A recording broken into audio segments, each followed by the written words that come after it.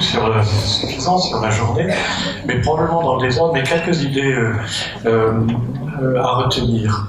Une première idée qui a été beaucoup développée, je pense, c'est qu'un projet d'offre touristique est d'abord un projet de territoire et un projet proposé par les habitants de ce territoire, qu'ils soient simples habitants, si j'ose dire, ou habitants élus, ayant une responsabilité. Je crois que c'est un projet de territoire et qu'il convient à chaque fois, sur les projets de territoire, de définir deux choses.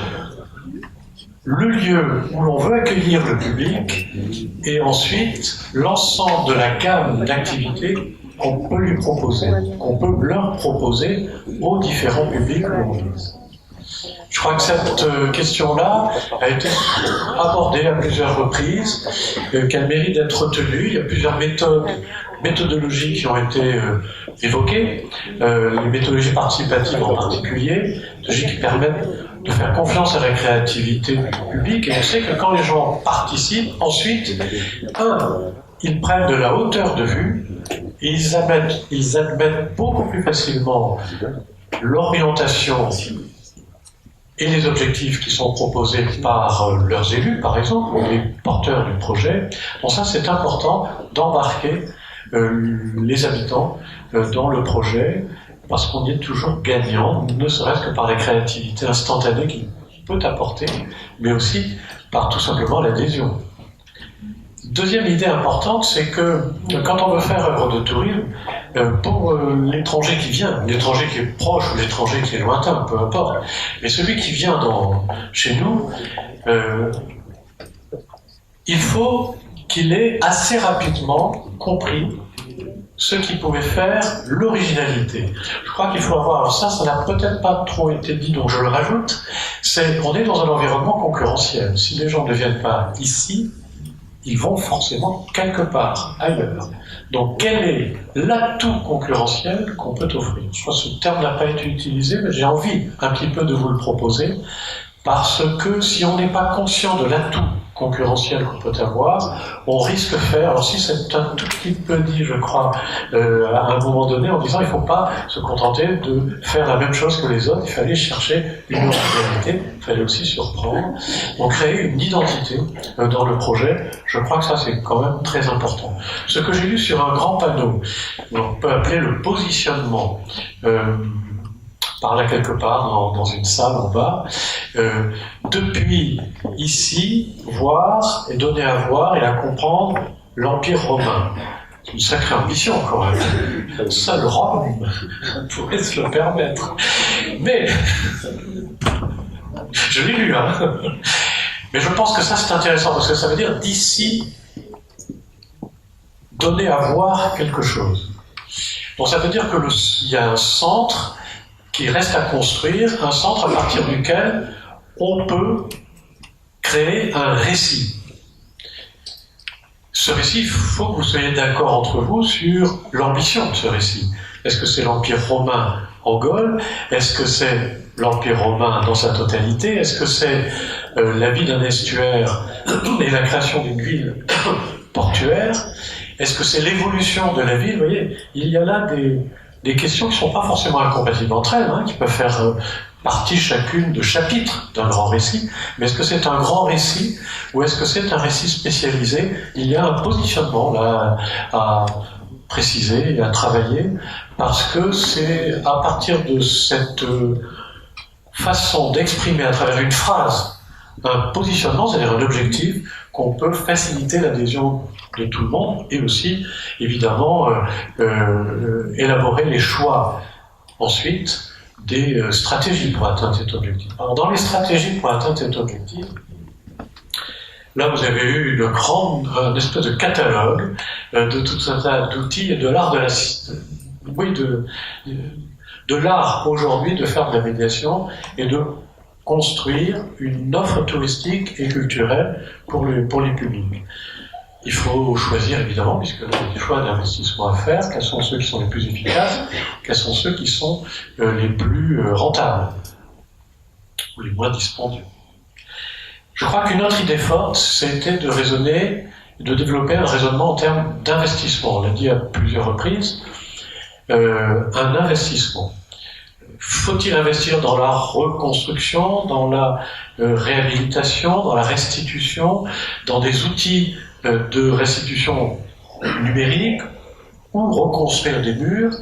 Le choix de la technique doit être un choix qu'on doit faire en termes d'investissement, mais aussi qu'on doit faire en termes de qu'est-ce qui est réaliste, qu'est-ce qui est efficace, qu'est-ce qui est possible, qu'est-ce qui va donner un atout, un point fort.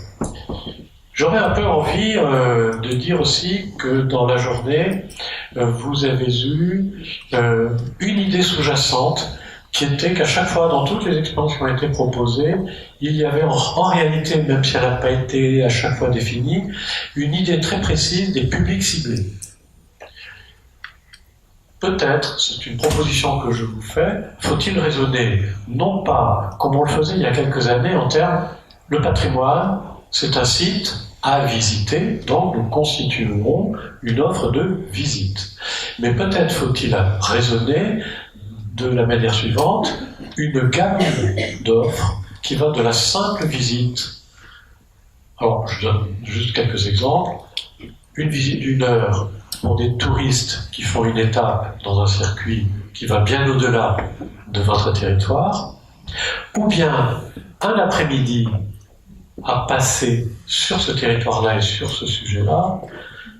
Voilà. Et puis ensuite, je pense, il y a entre un objectif plus éducatif, plus culturel et éducatif, ou un objectif donc plus pour la population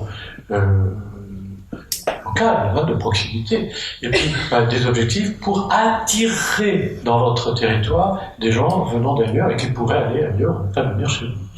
Donc, raisonner en termes de gamme, je crois qu'aujourd'hui c'est une approche marketing touristique importante, et non plus simplement monoproduire la visite, qui dure 1h30, qui est standardisée, qui est universelle, qui se voudrait universelle. Se méfier d'ailleurs peut-être de la création d'une offre unique et universelle. Enfin, j'aurais juste terminé cette petite synthèse en disant que à plusieurs reprises a été abordée la dialectique objet, site, sujet.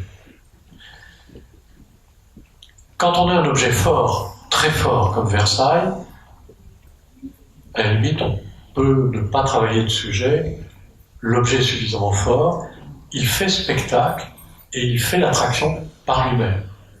Lorsque l'objet est plus faible, qu'on n'a pas l'objet original, des copies, il faut travailler davantage le sujet. Et enfin, la troisième donnée de ce triptyque, le lieu, objet, sujet, lieu. Le lieu, il doit être aménagé, je crois que ça a été dit d'ailleurs à plusieurs reprises, depuis la signalétique, les fonctions d'accès, de service, le confort qu'on peut apporter au public. L'urbanisme doit être mobilisé pour travailler l'aménagement, les voies d'accès, le stationnement, l'endroit où on veut accueillir, on veut faire de la billetterie par exemple, etc. Donc cet aménagement urbain, cet aménagement du territoire est aussi concerné par la définition du site dans lequel on veut faire venir au public. Il a été dit là-dessus, une chose je crois importante, c'est que le site doit intégrer la scène, et je suis assez d'accord sur ce qui a été dit, sinon on ne peut pas le comprendre. Si on est juste à l'échelle du bourg, je crois qu'on ne peut pas comprendre le sujet que vous proposez, et qui est la création d'une ville à l'époque de l'Empire romain, fondée sur le commerce, et en particulier sur le commerce lié au transport fluvial et maritime.